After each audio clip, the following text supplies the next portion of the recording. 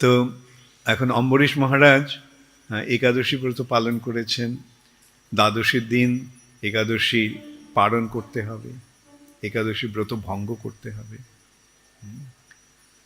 তো সেই দিন সকালে দুর্বাসা মুনি এসে উপস্থিত।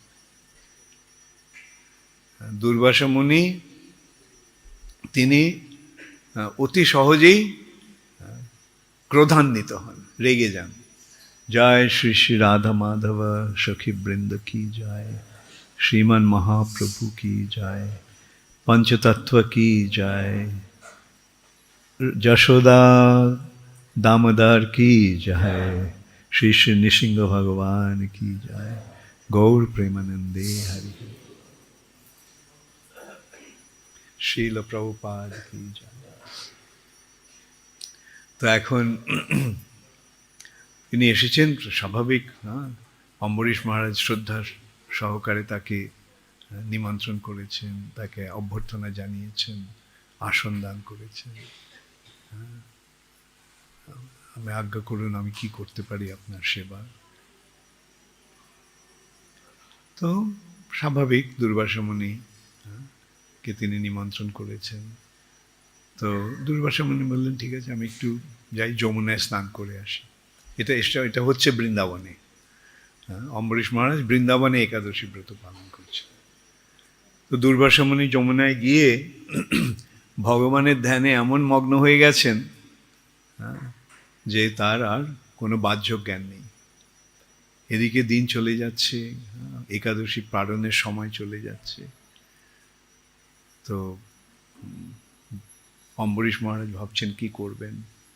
তখন তার উপদেষ্টা ব্রাহ্মণেরা বললেন যে আপনি অন্ন গ্রহণ করবেন না, তো একটু জল খেয়ে ব্রতটা পালনটা করে নেন। তো তিনি ওই জল নিয়ে একাদশী ব্রত পালন করেছেন। আর দুর্বাসা মুনি তখন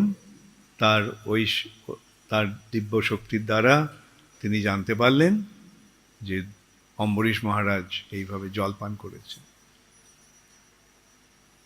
তো তখন তিনি ক্রোধান্বিত হয়ে সেখানে এসে অম্বরীশ মহারাজকে অত্যন্ত কঠোরভাবে তিরস্কার করলেন। তাতেও তার ক্রোধের উপশম হলো না। তিনি সেখানে তিনি একটা দৈত্যকে সৃষ্টি করলেন। বিরাট শরীর, অগ্নি দিয়ে মতো জ্বলছে সেই শরীর, অম্বরীশ মহারাজকে হত্যা করার জন্য। তো অম্বরীশ মহারাজ কি করলেন, তিনি ভক্তের মনোভাব কিরকম, ভক্তের মনোভাব কি, এই আমি কি অন্যায় করেছি যে আমাকে এইভাবে আপনি অভিশাপ দিচ্ছেন, তাই কি? ভক্তের মনোভাব মারবি জাখবি ইচ্ছা তো হারা, ভগবান তুমি মারবে কি রাখবে সেটা তোমার ইচ্ছা, নিত্য দাসক প্রতি তুয়া অধিকার।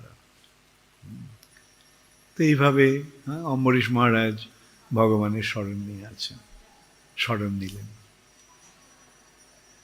এখন ভক্ত যদিও তার আত্মরক্ষার জন্য কোনো রকম চেষ্টা না করে, কিন্তু ভক্তকে রক্ষা করার জন্য ভগবানের সুদর্শন চক্র সবসময় চক্কর দিচ্ছে। যেমন পুলিশেরা টহল দেয়, কারো বিপদ আপদে তাদের রক্ষা করার জন্য, ঠিক তেমনি বিষ্ণুদূতেরা এবং ভগবানের সুদর্শন চক্র এইভাবে ভক্তদের রক্ষা করার জন্য সব সময় উপস্থিত থাকে। আর যেই অম্বরীশ মহারাজকে এইভাবে দুর্বাসা মুনি তাকে সংহার করার জন্য এইভাবে সচেষ্ট হয়েছিলেন, তখন ভগবানের সুদর্শন চক্র সেখানে এসে গেছে, এসে সেই দৈত্যটিকে শেষ করে দিল প্রথমে। তারপরে গেছে দুর্বাসা মুনির কাছে। এই চক্র এখন দুর্বাসা মুনির মস্তক কেটে দেবে, মাথা কেটে ফেলবে। আর তখন ভয়ে দুর্বাসা মুনি ছুটতে শুরু করল। উনি তার অনেক যোগ শক্তি আছে, দিব্য শক্তি আছে, পরাশক্তি। তার ফলে যদিও সুদর্শন চক্র তাড়া করছে, দুর্বাসা মুনিও পালাচ্ছে, ছুটছে সুদর্শন চক্র থেকেও বেশি জোরে বা একই গতিতে। সুদর্শন চক্র ওকে ধরতে পারছে না। সব ব্রহ্মাণ্ড সারা জায়গায় গেল, কোথাও গিয়ে আশ্রয় পেল না। তারপরে ব্রহ্মার কাছে গিয়ে উপস্থিত হয়েছে, ব্রহ্মাজি ব্রহ্মাজি রক্ষা করুন। ব্রহ্মা দুর্বাসাকে বললেন, সুদর্শন চক্র থেকে রক্ষা করার ক্ষমতা আমার নেই। শিবের কাছে গেলেন, শিবও বললেন সেই কথা। এই ভগবানের সুদর্শন চক্র থেকে রক্ষা করার ক্ষমতা আমার নেই। রক্ষা করতে গেলে সুদর্শন চক্র তো আমাকেই মেরে ফেলবে। অবশেষে অম্বরীশ দুর্বাসা মুনি গেল বৈকুণ্ঠে নারায়ণের কাছে। নারায়ণের কাছে গিয়ে তার চরণে পড়েছে যে রক্ষা করুন ভগবান। ভগবান বললেন, তোমাকে রক্ষা করার ক্ষমতা আমার নেই। কেননা এই ভগবান তখন এই কথাগুলি বলছেন।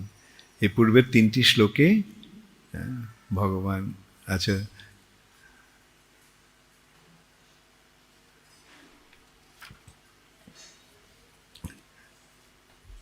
ভগবান দুর্বাসা মুনিকে বললেন, আমি সম্পূর্ণভাবে আমার ভক্তের অধীন। প্রকৃতপক্ষে আমার কোনো স্বাতন্ত্র্য নেই।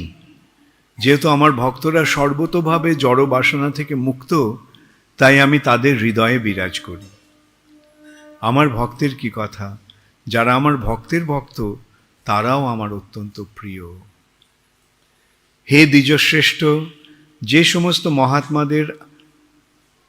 সমস্ত মহাত্মাদের আমি একমাত্র আশ্রয়, তাদের ছাড়া আমি আমার চিন্ময় আনন্দ এবং পরম ঐশ্বর্য উপভোগ করতে চাই না।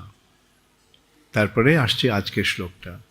শুদ্ধ ভক্ত যেহেতু তার গৃহ, পত্নী, সন্তান সন্ততি, আত্মীয় স্বজন, ধন সম্পদ, এমনকি তাদের জীবন পর্যন্ত পরিত্যাগ করে, তাদের ইহলোকে এবং পরলোকে কোনো প্রকার জড়জাগতিক উন্নতির সাধনের বাসনা থাকে না।